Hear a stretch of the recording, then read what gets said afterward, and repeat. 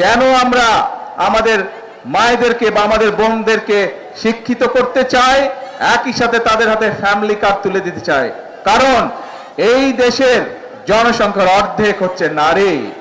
আমরা যদি আমাদের প্রত্যাশিত বাংলাদেশকে গড়তে চাই, তাহলে এই নারীদেরকে যদি আমরা স্বাবলম্বী না করি, শিক্ষিত না করি, অর্থনৈতিকভাবে স্বাবলম্বিত না করি, তাহলে আমাদের এই দেশকে এগিয়ে নিয়ে যাওয়া সম্ভব না।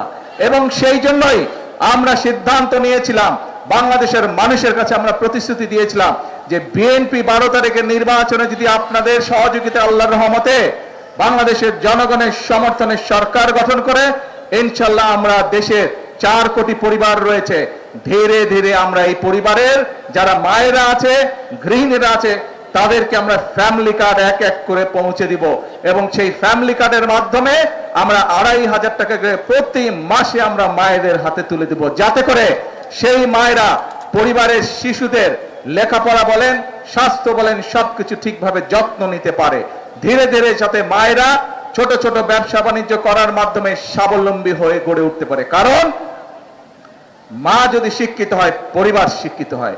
মা যদি স্বাবলম্বী হয়, একই সাথে পরিবারের সকল সদস্য ধীরে ধীরে স্বাবলম্বী হয়। যে স্টেজের মধ্যে এক কৃষক ভাই বসে আছে, ওনার বক্তব্যে উনি কৃষক কার্ডের কথা বলেছে, শুনেছেন আপনারা?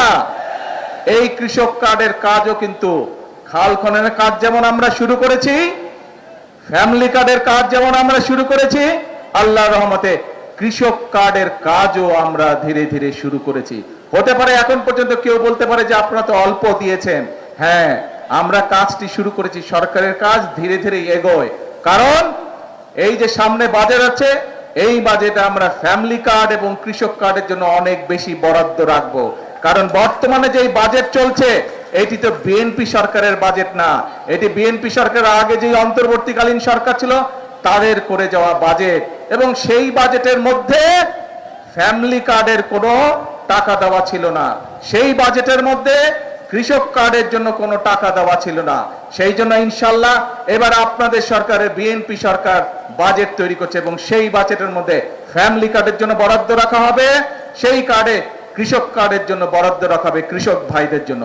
আমরা চাই মায়েরা যেমন স্বাবলম্বী হবে, আমাদের দেশের কৃষক ভাইরাও স্বাবলম্বী হবে। সেই জন্য কৃষক কার্ডের মাধ্যমে প্রতি বছর যাতে কৃষক ভাইদের যে সার, কীটনাশক, যেসব বীজ, ফসলের বীজ, এগুলো কিনতে যেই টাকাটির প্রয়োজন, তার একটি অংশ আমরা সরকারের পক্ষ থেকে ফ্যামিলি কার্ডের মাধ্যমে কৃষক ভাইদের হাতে পৌঁছে দিব, যাতে করে তাদের জন্য সমস্যা না হয়।